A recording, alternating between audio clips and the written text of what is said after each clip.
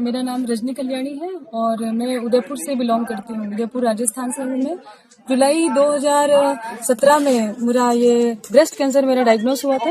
और 20 जुलाई को मेरा सर्जरी किया गया क्योंकि मुझे पेरेंट्स का भी थोड़ा प्रेशर था और डॉक्टर्स का भी प्रेशर था कि नहीं, बिना ऑपरेट किए ये बीमारी ठीक नहीं हो सकती है। तो ऑपरेट किया गया, सर्जरी की गई और उसके बाद में 15 दिन बाद 20 दिन के बाद में मेरा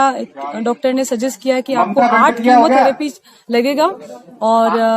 जो रेडियोथेरेपी है उसके बाद में ये स्टार्ट होगा। तो मुझे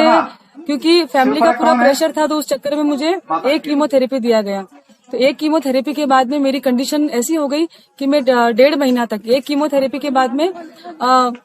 1.5 महीना तक मेरी कंडीशन इतनी बुरी हो गई कि मैं उठ भी नहीं पा रही थी, चल नहीं पा रही थी, खाना नहीं खा पा रही थी और कंटिन्यू वॉमिटिंग हो रही थी। पूरे मेरे बाल निकल गए 1 महीने के बाद में और सारे नाखून काले हो गए और फिजिकल कंडीशन ऐसी थी, हीमोग्लोबिन मेरा 7 पे आ गया, 6.5-7 के ऊपर। फिर मैंने जब मेरा ऑपरेशन हुआ था तब मैं धीरे धीरे मैंने गूगल पे सर्च करना शुरू किया कि आयुर्वेदिक सेंटर और कहाँ पे है। मैं इस इलाज से बचना चाह रही थी क्योंकि मैंने एक कीमो के बाद ही मेरी जब कंडीशन बहुत खराब हुई तो मेरे पूरे परिवार ने ये सोचा कि इस कंडीशन से कैसे बाहर निकलें। तो जब गूगल पे सर्च करना शुरू किया, यूट्यूब पे देखा तो नवग्रह आश्रम के बारे में हमने सुना और देखा सारे वीडियो, लेकिन फिर भी विश्वास नहीं हुआ। तो हमने कुछ पेशेंट जहाँ जिनके इंटरव्यू हमने देखे वहाँ पे, और 1-2 पेशेंट हमको उदयपुर में कुछ ऐसे मिले जिन्होंने यहाँ का 2-3 साल पहले जिन्होंने ट्रीटमेंट लिया यहाँ पे। तो हमने एक बार सोचा कि ट्राई करना चाहिए, जाना चाहिए कि क्या हो सकता है। उससे पहले हमने ज्वार का रस और गिलोय और ये गौमूत्र हमने चालू कर दिया था थोड़ा थोड़ा वीडियो देखने के बाद ही। तो मेरा थोड़ा थोड़ा इम्प्रूवमेंट जब शुरू हुआ तो पेरेंट्स को थोड़ा विश्वास हुआ कि जब आश्रम जाए बिना इतना इम्प्रूवमेंट हो गया है तो हो सकता है कि जब हम पूरा ट्रीटमेंट लें तो हो जाए। तो फिर भी मन में एक डर था कि आयुर्वेद में कैसे विश्वास करें, तो हमने सोचा कि आश्रम जाना चाहिए। फिर हम लोग आश्रम आए, मेरी मदर, मेरे भाई और पेरेंट्स जो हमारे साथ में 1-2 लोग और भी आए। यहाँ पे जब आश्रम में आके वैद्य जी का, श्री हंसराज जी का, जिनका मैं बहुत आदर करती हूँ, सम्मान करती हूँ और बिल्कुल पूजनीय व्यक्ति हैं, उनका जब स्पीच सुना और कैंसर के बारे में उनके उन्होंने जितना रिसर्च किया है शायद ही किसी ने इतना किया हो कि कैसे फैलता है, इतना डिस्क्रिप्शन जब सुना तो लगा कि ये बिल्कुल साइंटिफिक नॉलेज के साथ में ट्रीटमेंट दे रहे हैं। जब उन्होंने इतना बारीकी से समझाया कैंसर कैसे फैलता है, कैसे होता है, क्यों होता है, क्या खाने से होता है, क्या नहीं खाना चाहिए, इतनी बारीकी जब मैंने सुनी, क्योंकि मैंने आयुर्वेदिक सेंटर्स में इतने सारे सर्च किए, कहीं भी इतना डिस्क्रिप्शन नहीं मिला और किसी भी आयुर्वेदिक सेंटर ने ये नहीं कहा कि आप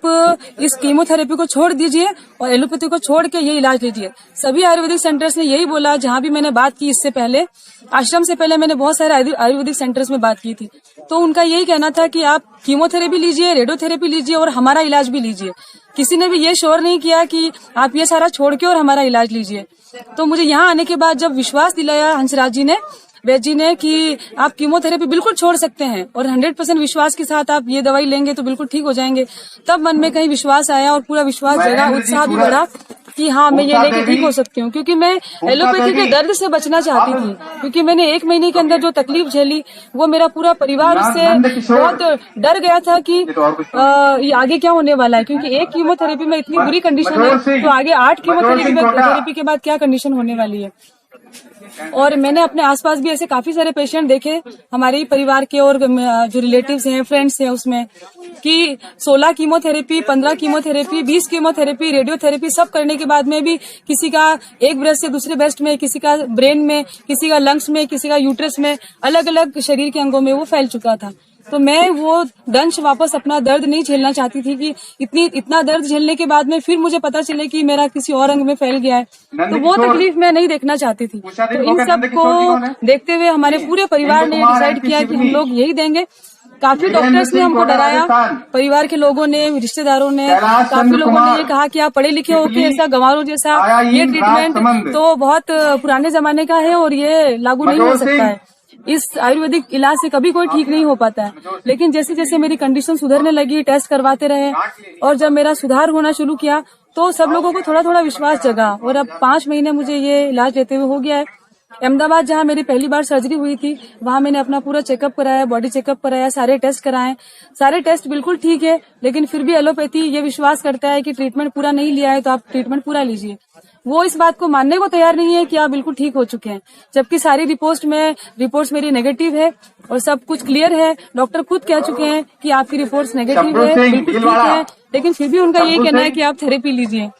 तो मेरा सबसे यही कहना है कि 5 महीने की रिपोर्ट्स के बाद मैंने बाहर प्राइवेट जो डायग्नोस सेंटर है वहां से भी अपने टेस्ट करवाए, जो CA 15.3 है, CEA टेस्ट है और ब्लड टेस्ट सारे करवा चुकी हूँ। मेरा हीमोग्लोबिन 11.5 है, प्लेटलेट्स भी मेरे 4,500 है, जो कि नॉर्मल से थोड़ा ज्यादा है। तो मेरी सारी बॉडी कंडीशन बिल्कुल नॉर्मल है और मैं बिल्कुल स्वस्थ हो चुकी हूँ। तो जो भी यहाँ का आश्रम का इलाज लेना चाहते हैं या जो यहाँ पर एक बार देख के जा चुके हैं, जो मन में डाउटफुल है कि हम ले या नहीं ले, तो अपने मन में बिल्कुल डाउट नहीं रखे, किसी तरह का संशय नहीं रखे और पूरे 100% विश्वास के साथ में जो है वैद्य जी का जो इतनी सेवा कर रहे हैं यहाँ आश्रम में,